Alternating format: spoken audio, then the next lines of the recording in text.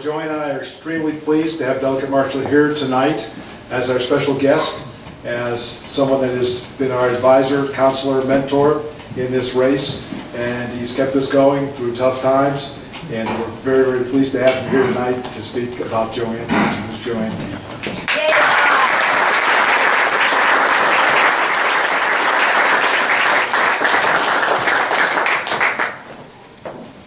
Folks, thank you very much for coming here tonight. I don't know why you all are here, although I suspect it's for Joanne. I'm here for two reasons. Number one, my wife told me to come here. And number two, I want Joanne to take over where I am leaving off this part of Loudon.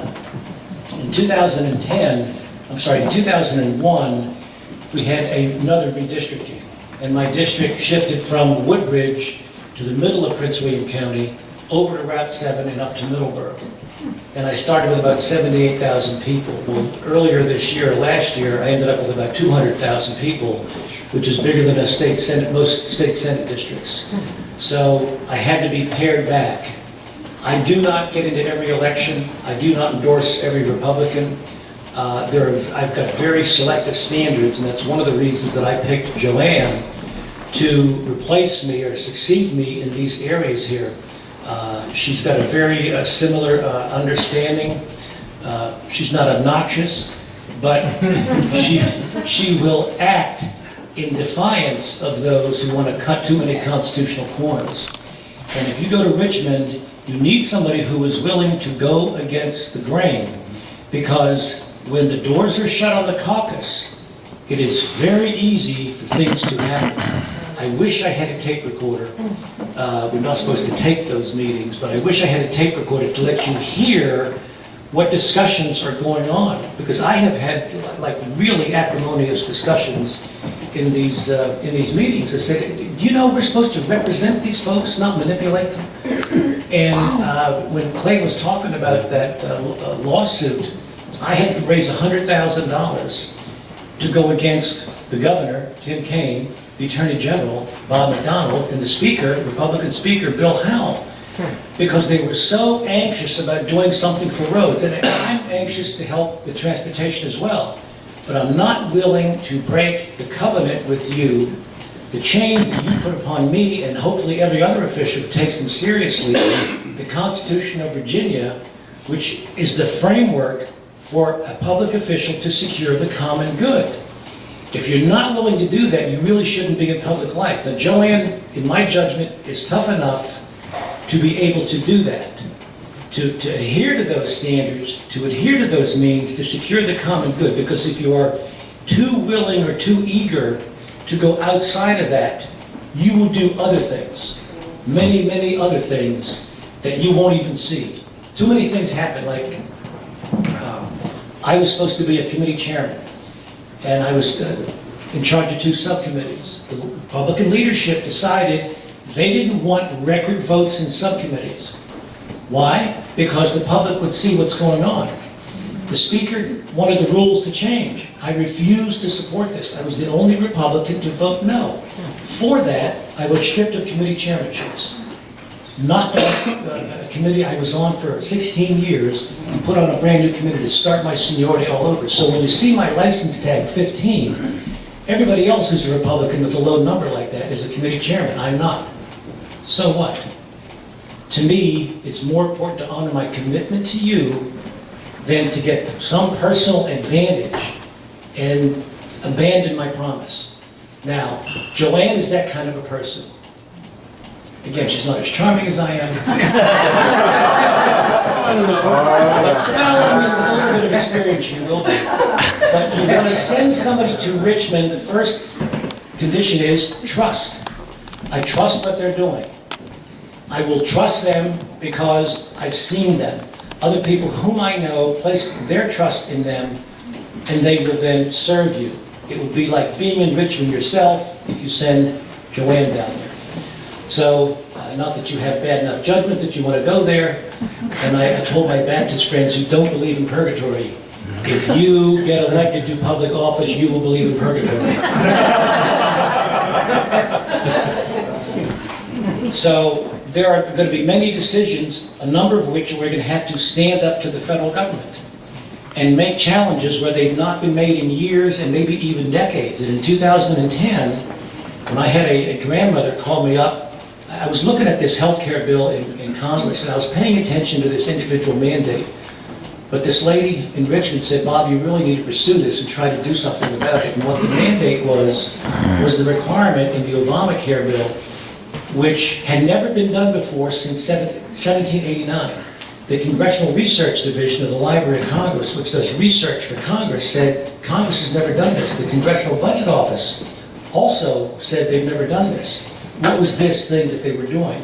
They were requiring every American, or resident alien, legal resident alien, to enter into a contract. That has never been done. It's not one of the 18 enumerated powers.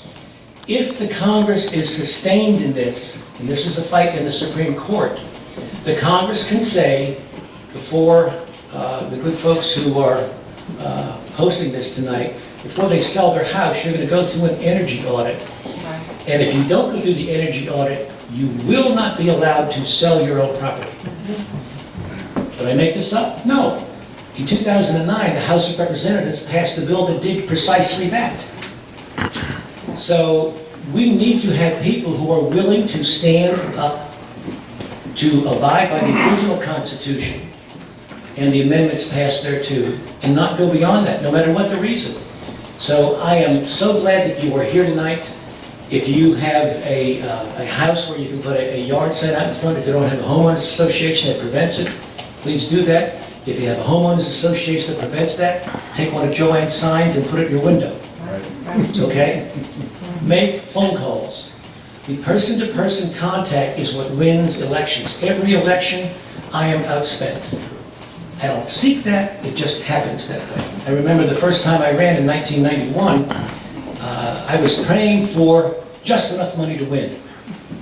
I did have just enough money to win, but I was 8,000 in the hole. I should have asked God for more than enough money to win. I didn't do that. So, but I've never won with money, but I've won with manpower, with volunteers, making phone calls, putting a bumper strip on your car, the yard sign. It wins, it beats elections. Now, Joanne is not running against anyone, she's running for you. That's the whole difference right here. She's not running against someone, she's running for you to represent you. So I am glad that I can be part of this, and I place my name behind her and my trust behind her, and I'm thankful that you have done that, because Joanne can't stand alone, and I can't stand alone. We need community support like yourself. If you can make phone calls, please sign up tonight and let Joanne do this. If you make a phone call, nobody runs to your house and gives you an acting audition and says, well, you didn't do well, you got a 63 instead of 100. It doesn't matter. If there's a live person on the other end of the line making a phone call for Joanne, it's very impressive. Obama, in 2008, his campaign made more personal contacts than the McCain campaign. Who won? Obama did. Even though this was supposed to be a Republican state. How did they do it? In Manassas, I would see cars from all over the Midwest, young people, idealistic young people, come in here. They created a false sense of security, of a community rather. They knocked on doors, they said, hi, I'm Sally Smith, I'm campaigning for Barack Obama, he wants to bring real change to America. The person at the door is busy. Okay, they look, say, looks nice, clean cut, sometimes. And then said, okay, I'll vote for this guy. McCain didn't do that. McCain lost. My son and I went around to certain precincts in Prince William, where we went and had this door-to-door effort, Joey and myself. McCain pulled up higher than the other precincts. There's no magic about it. It just is person-to-person live contact. The best is on the doorstep. The second best is a live phone call. So, and again, when we do this, we would leave a little note, sorry to miss you, Bob.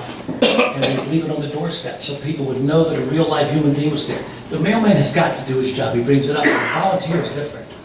So you are more powerful than you know. I would much rather have volunteers like yourself than all the money in the world, because that's how I've won every one of my races. The last time I was outspent 4-1. I got 61%. So if you do that, Joanne will be your next delegate. in Richmond, and I want to turn this over to her tonight. Thank you.